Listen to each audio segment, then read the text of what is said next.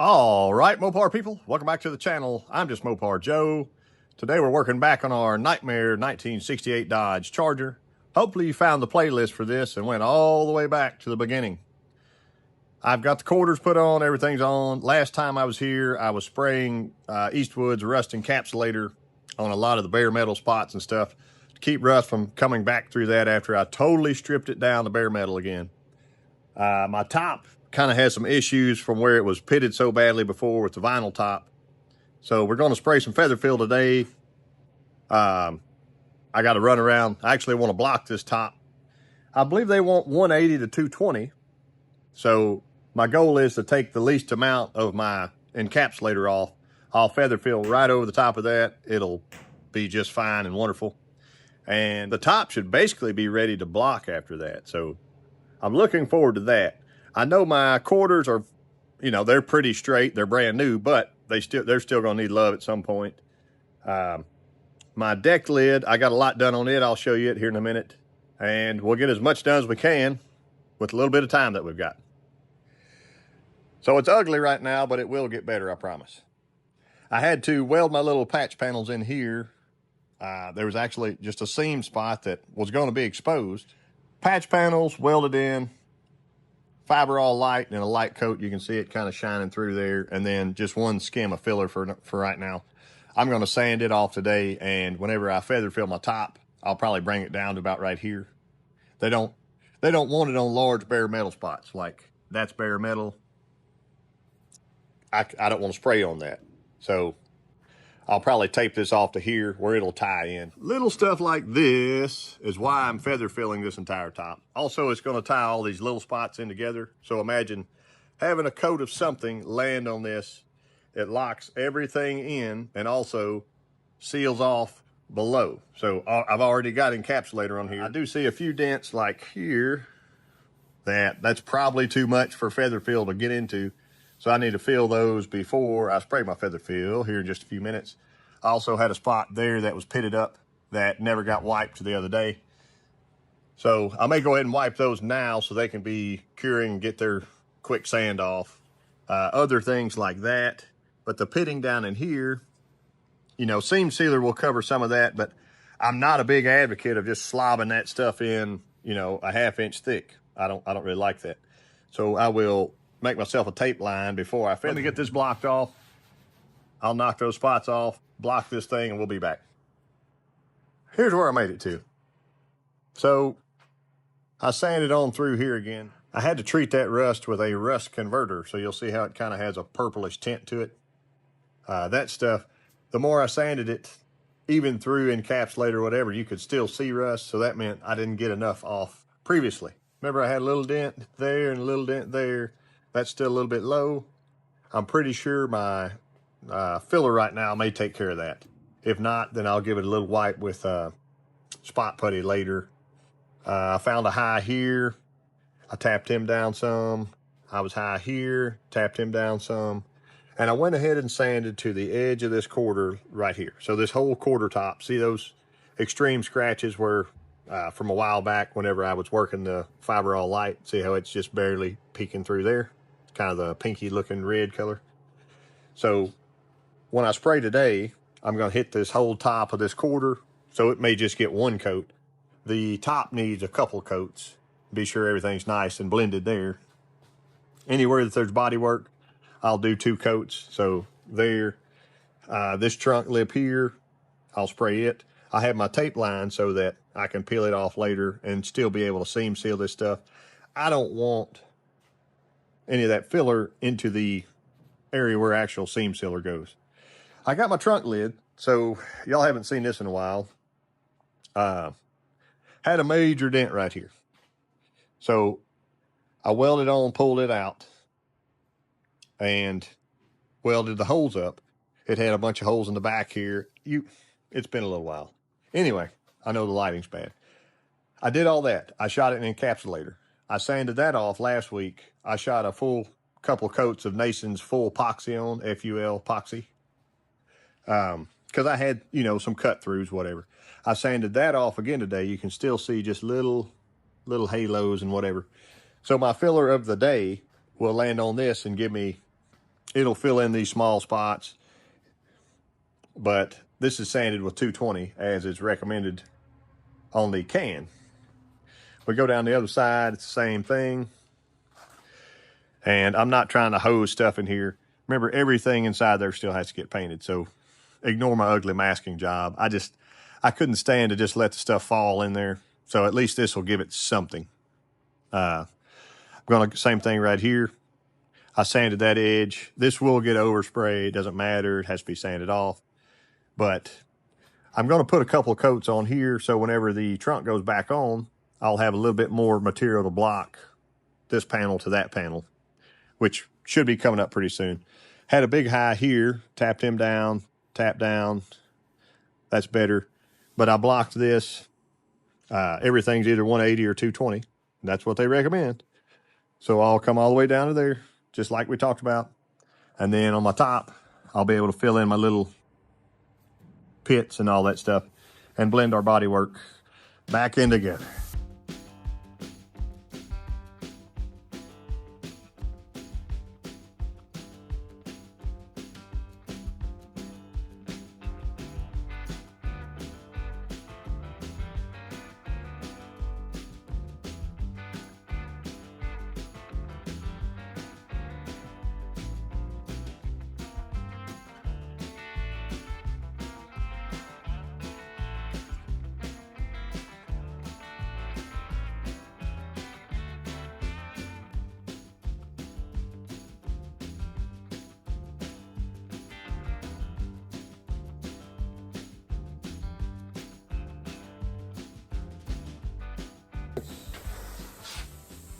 So much better. I got a little low spot right, kind of where my dent was. Not necessarily low, just a little mark. Now I got to wash this gun out between coats. This top has been kicking my butt, but that's okay. As soon as I got back, all our feather fills dried. See, I haven't even touched the top of the quarter on this side or anything. I went right to the top and started blocking. And just using my long block here with some 180 on it real quick, I noticed a big low here, big low here. Our brace runs right there, actually right there and right there. So it was low between those two, like maybe at some point somebody sat on top of this car, I don't know. But I wasn't going to go through a big headache of splitting the panel, trying to weld it back together and do all this stuff. Like, it's one uniform sheet of metal right now. It's nicely attached to our brace, all that solid. If I have any oil canning they talk about, I've got a suitable solution for that you might like, or you might say it's a hack job. Doesn't matter to me. It is a suitable solution and it's going to be great. So right here I had some, see how that can pop up and down. Remember, our braces run this way. So the idea is I can brace between my braces on the inside of this. And then, so imagine a strip of metal. I'm going to panel bond those strips in anywhere that I have that right there. Well, there's another brace. Strips of metal. I can panel bond it from the inside to the roof. Then I can even put dynamite over if I want to. But there won't be any more of this. Mine always pop up. If it was popping down and staying, that would be a bad day. But it's sturdy enough right now I can sand it. But it's metal. I mean, it's been sandblasted probably twice and stripped once again, so it's getting thinner and thinner and thinner. The man does not want a new top for the car. I don't want to put a new top on this car. Never done that before, not interested in doing it. Put my metal strips in and continue on with my life. But right now I've blocked and blocked. I can feel that's high right there. You can see the highs. That's where the bare metal's showing. But I need to put some more filler. Small filler there. Little filler there. Here, there. But it all is feeling so much better. Man, as soon as I blocked and saw it for the first time, I haven't even sanded that down yet. It was horrendous. So we're gonna keep pushing. I've got the other side wiped where there was some deeper pitting. That's kind of what those little spots are. And anything yellow is my 2-part glazing putty. I would rather glaze over any of those little pits instead of trying to hose them in with more feather fill. Kind of along my edge here and stuff. It's just body work. It looks ugly until it's pretty. Welcome to the inside of our Charger. They have black epoxy this already before I ever got the car, so that's nice. This was the one I was using. That was a piece of the old quarter that I'd cut off. So see how it's already bowed. So this is an example of how this will look. We tuck in there, we go in here. See, it's putting a little bit of pressure whenever it goes in, and then you slide it straight like that. Okay, that's ugly and crude and wrong and bad. I got a new piece of metal, brand new piece I just cut. So I'll pop ugly out here and I'll use my new one, but I gotta figure out where it's most beneficial. I'm thinking, let's see, that one needs to be shortened a little bit so it'll run perfectly straight. I can do as many of those as I need to. I didn't hurt anything. And you can see my little spots like that have been welded up. There's one way over there, you may miss it. But so all I'm gonna do, I'll push from the top. See how that pops up? Okay. If that metal's gone, she wants to stay there. So we're about to fix that, and it's gonna be beautiful. Okay. I think I had it about the right spot. I'm gonna go put me a mark. Oh, right there. Yeah. And be right back. There's our new piece. I got it tucked in as far as it'll go. Right at my mark. I'm just gonna put a little mark there. Like that. So I'll know it's about 1/2 inch, 3/4. Probably 3/4. Same thing. If I line up there. See, I'm too long, and I want to trim it to fit. This new piece, I just put a little bow in. I can go a little more. I was doing it over my knee, over my leg. Mark about like that. So here we are. I went ahead and wiped. I know it's kind of scratched up here. I wiped with my pre-painting prep saw from Eastwood. Got all that done up. I got my panel bond mixed up. And it won't take much. There's my line. I'm just gonna try to put me a smear right here.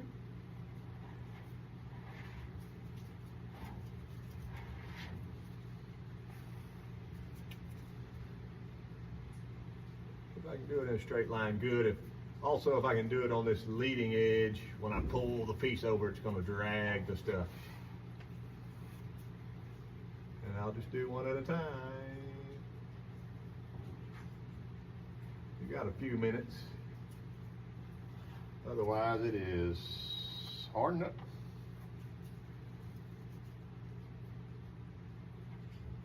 It might actually help it slide into place. See, want a little bow to it? Start her in there.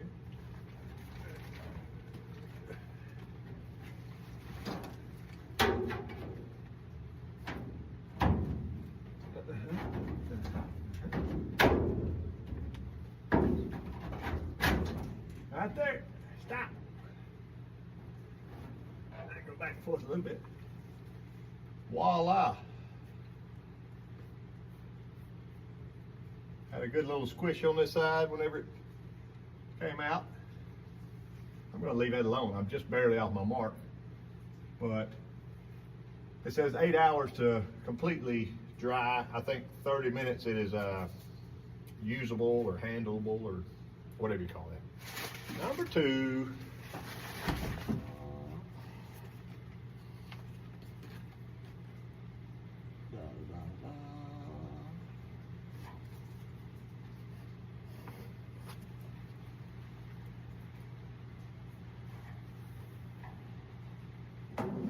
On this piece, I rounded that leading edge so it would roll in a little bit easier.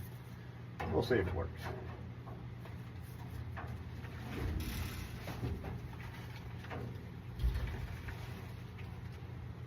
Might have a long way to go.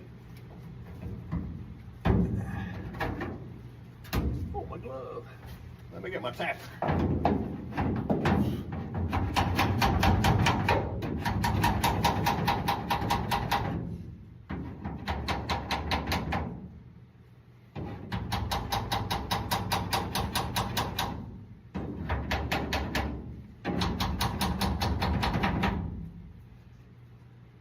That's it. Now we got us a little more structural support. I did take my napkin on the other side, paper towel, whatever, and just wipe that excess off. If you can pack a little in on the other one, that's good, but for the most part, we're there. I may give that a little push up. So that's kind of where my row of welds was from a long time ago, month or 3 ago. I did a wipe of filler over it and I sanded it, and I just didn't like kind of the little bit of, there was a few little pinholes and whatever. So this is just glazing putty, 2-part glazing putty. I don't think I've ever showed you this on the channel. This is my little Sifang, S-I-F-A-N-G. I got that as a gift, but it came from Amazon. That's a 2-inch pad. They give you a 1-inch and a 3-inch. So if you don't have one of these babies, you are missing out. You wouldn't take a 6-inch DA and run through here because you're running it all over everything in the world. But with this, also, I ordered some new paper and it came with a little tiny interface pad. That's so cute. Watch that right there. So that's guide coated, black over yellow. I will put my mask on here.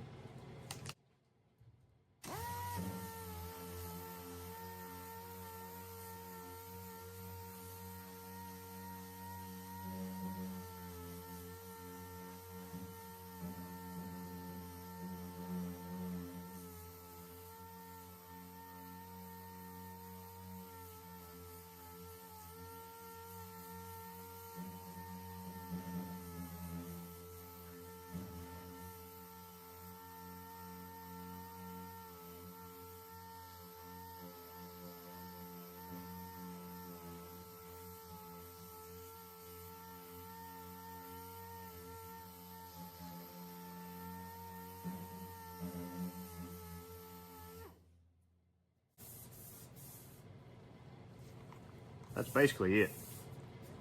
So I may have to hand sand into there unless I put the 1-inch pad on. But there's my interface pad. If I want to roll over the edge, I can.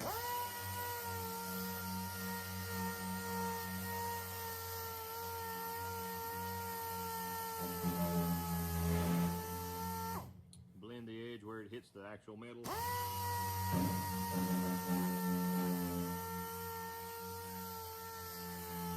But that was real time. I mean, wonderful. Just thought I'd share. I got to do this section here also, but you can't see it.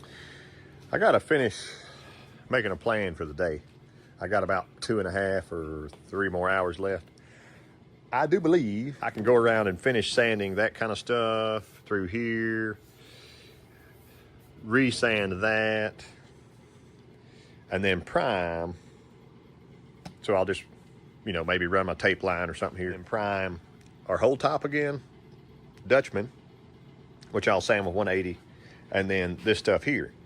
Once all that's primed up, a couple coats, I believe I can put my trunk lid back on, then do my final fit on it, and then block it into the tops of my quarters and Dutchman. It's a buttload of work. Most people realize that. You'll see my little handy dandy jack handle in here, because I jacked my brace up. There's a paint stick. Leave a little more even distribution. But yeah, there's that. And if you wanted to make this more rigid, it looks like, see here, if you were to force another piece of metal between there, I'm not going to do that, but it's been 4 hours or so, so I think I can take that down and finish sanding the top now. The only thing I did to it was wipe a few small spots, one, 2, maybe 3 over there. And I just buzzed over those with my little sander. You can put the 3-inch pad on it like this. I may buzz over that with my little sander real quick and then just feather it out with like a 180 or 220. Same thing here, because you can turn that dude up. This is pretty big, so I'll DA it with a normal 6-inch. But little stuff like that, I can get right in with that little sander. Little boogers like that, take them off in 2 seconds. But that's my goal, so hopefully I'll bring you back and be spraying primer. We got our top shot in Nason's full epoxy. And I went with that instead of 2K because I had so many cut throughs. And you can kind of see a little bit of wonkiness going on. But overall, this thing is so much better. There's here, there, yonder. A few highs and lows. I just couldn't see them anymore, guys. Like, I'd block and I'd block and I'd block. I'm really, really pleased with how my trunk gutter situation turned out. This is still drying, obviously. But, yeah, that looks a lot more sanitary. I still got some old funky tape and stuff to do in there. Seam seal, all that. But we got a pretty good little finish on that out of an old primer gun. Sail panel's looking better. Got a little higher low right there. Something, I don't know. Probably high. But overall, I can finally see the dents. The majority of them are out. I don't know how many hours I have on this top right now, but it's been a fun one. There goes the moth. And my little repairs inside are doing good. Haven't moved at all. I can block this baby one time next time and probably put more of my feather fill on and finally be done with it. Did I tell y'all we're gonna paint this thing? It's coming up soon. Y'all hang out.